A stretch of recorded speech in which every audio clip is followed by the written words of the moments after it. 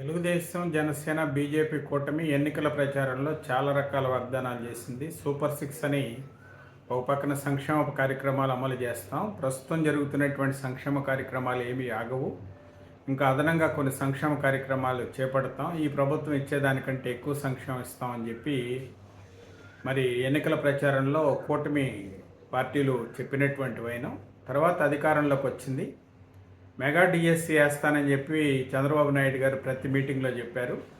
చాలామంది నిరుద్యోగ యువకులు ఉద్యోగాల కోసం ఎదురు చూస్తున్నారు. ప్రధానంగా ఉపాధ్యాయ ఉద్యోగార్థులు, అంటే బీఈడి చేసిన వాళ్ళు, డిఎడ్ చేసిన వాళ్ళు, బీఎడ్ చేసిన వాళ్ళు, అంటే టీచర్స్ ట్రైనింగ్ అయ్యి ఉద్యోగ అవకాశాలు లేక వాటి కోసం ఎదురు చూస్తున్నటువంటి నిరుద్యోగ యువకులు చాలామంది ఉన్నారు. కాకపోతే 16,300 చిల్లర పోస్టులకి 16,335 అనుకుంటా ఆ పోస్టులను రిక్రూట్ చేయడం కోసం నిన్న చంద్రబాబు నాయుడు గారు ముఖ్యమంత్రిగా ప్రమాణ స్వీకారం చేసిన తర్వాత బాధ్యతలు తీసుకున్న తర్వాత సంతకం పెట్టినటువంటి ఆయన. అది నిరుద్యోగ యువకులకి చాలా ఉపయోగం. ఇంకా ఎక్కువ పోస్టులు వేస్తారని ఆశించారు, కానీ మరి 25,000 పోస్టులు అని చెప్పి ఎన్నికల ప్రచారంలో వాళ్ళు చెప్పినటువంటిది. కాకపోతే 16,335 పోస్టులకి నోటిఫికేషన్ ఇస్తున్నటువంటి వైనం. సరే, ఏదేమైనా దాంట్లో కొంచెం స్కూల్ అసిస్టెంట్స్ ఎక్కువగా ఉన్నాయి, అది కాస్త హెల్ప్ అవుతుందని చెప్పి అంటున్నారు. చూద్దాం. తర్వాత మరొకటి ఏంటంటే పెన్షన్ల పంపిణీ. పెన్షన్లకి ఈ పేర్లు పెట్టుకోవడం అనేది మాత్రం చాలా దారుణం. గతంలోనే వాళ్ళు వైఎస్ఆర్ పెన్షన్ కానుక, వీళ్ళేమో ఎన్టీఆర్ పెన్షన్ భరోసా. వాళ్ళ పేర్లు ఎందుకు? ప్రభుత్వం డబ్బులు, ప్రజల డబ్బులు పన్నుల రూపంలో వస్తే దానికి వాళ్ళేమో వైఎస్ఆర్ పేరు, వీళ్ళేమో ఎన్టీఆర్ పేరు. సరే, పేర్ల సంగతి ఎలా ఉన్నా పెన్షన్ల పెంపు అనేది మాత్రం పేదవాళ్ళకు ఉపయోగపడేటువంటి కార్యక్రమం. గతంలో 3,000 పెన్షన్ ఇచ్చారు, ఇప్పుడు 4,000 ఇస్తున్నారు. అది వికలాంగులకు వచ్చేటప్పటికి గతంలో చంద్రబాబు నాయుడు గారు 3,000 ఇచ్చింది, జగన్మోహన్ రెడ్డి గారు పెంచిందేం లేదు. అది 3,000 6,000 చేశారు. నిజంగా అది చాలా గొప్ప విషయం. దివ్యాంగులు, ఫిజికల్లీ ఛాలెంజ్డ్ పర్సన్స్, వాళ్ళు ఎవరో ఒకళ్ళ సహాయం లేకుండా ఉండేటువంటి పరిస్థితి లేదు. అలాంటి వాళ్ళకి పెన్షన్ ఇవ్వటం అనేది చాలా ఆహ్వానించదగింది. 6,000 రూపాయలు చేయటం అనేది కూడా గొప్ప విషయం. అలాగే మిగతా వర్గాలు, హెల్త్ ఇష్యూస్ ఉన్న వాళ్ళకి, కొన్ని దీర్ఘకాలిక రోగాలతో బాధపడేటువంటి వాళ్లకు, కుష్ఠరోగులకు, వికలాంగులుగా అయినటువంటి వాళ్ళకు కూడా భారీగా పెన్షన్లు పెంచి పంపిణీ చేసేటువంటి కార్యక్రమం.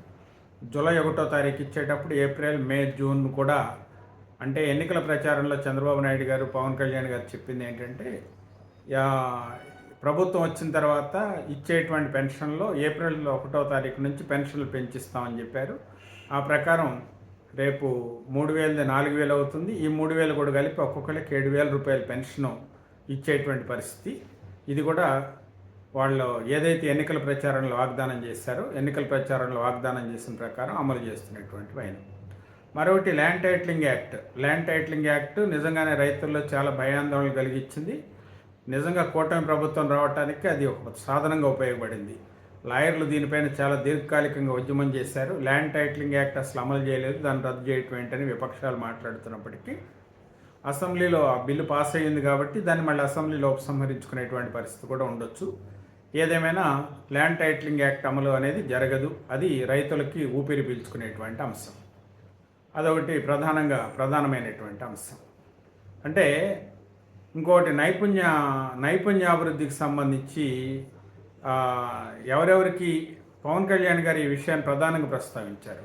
జనాభా గణన కాదు చేయాల్సింది, కులగణన కాదు చేయాల్సింది, నైపుణ్య గణన చేయాలి. అంటే ఎవరెవరికి ఏ రంగాల పట్ల ఆసక్తి ఉందో ఆ విషయాన్ని చెప్పాలి. తద్వారా ఆయా రంగాల్లో వాళ్ళకి ట్రైనింగ్ ఇస్తే వాళ్ళ యొక్క జీవితాల్లో స్థిరపడే అవకాశం ఉంటుంది. వాళ్ళకి ఆ రంగంలో ఉద్యోగ అవకాశాలు కల్పించినట్లయితే వాళ్ళు బాగా అభివృద్ధిలోకి రావడానికి అవకాశం ఉంటుంది అనే విషయాన్ని ఆయన ప్రధానంగా చాలా మీటింగులో చెప్పారు. చిరంజీవి గారు నాకు యాక్టింగ్ పైన ట్రైనింగ్ ఇప్పించారు. తద్వారా నేను ఇవాళ ఒక సినిమా స్టార్గా ఉన్నాను, ఇవాళ ఇంత కార్యక్రమాలు చేయగలుగుతున్నాను, మీ అందరి మధ్యలో ఇంత అభిమానాన్ని నేను చేరుకున్నాను. ఏదైనా సరే ఏంటంటే పెట్టడం కాదు, సంపాదించుకోవటం నేర్పాలి అనేటువంటి విషయాన్ని ఆయన చెప్పినటువంటి వైనం. ఇది నైపుణ్య గణన అనేటువంటిది కూడా చాలా ముఖ్యమైనటువంటి కార్యక్రమం. దానిపైన కూడా మరి ముఖ్యమంత్రిగా చంద్రబాబు నాయుడు గారు సంతకం చేసినటువంటి వైనాన్ని మనం గమనించవచ్చు. ఏదేమైనా ఏంటంటే వాగ్దానాల అమలు అంటే కూటమి ప్రభుత్వం రావడంతోనే ఏవైతే వీళ్ళు వాగ్దానాలు చేశారో ఆ వాగ్దానాల అమలు దిశగా ప్రయత్నాలు చేస్తున్నారు. ఆ పరంగా కార్యక్రమాలు శ్రీకారం చుడుతున్నటువంటి వైనాన్ని మనం గమనించవచ్చు. ఇది ఆంధ్రప్రదేశ్ ప్రజలకు శుభపరిణామంగానే మనం భావించాల్సి వస్తుంది. చూద్దాం ఏం జరుగుతుంది.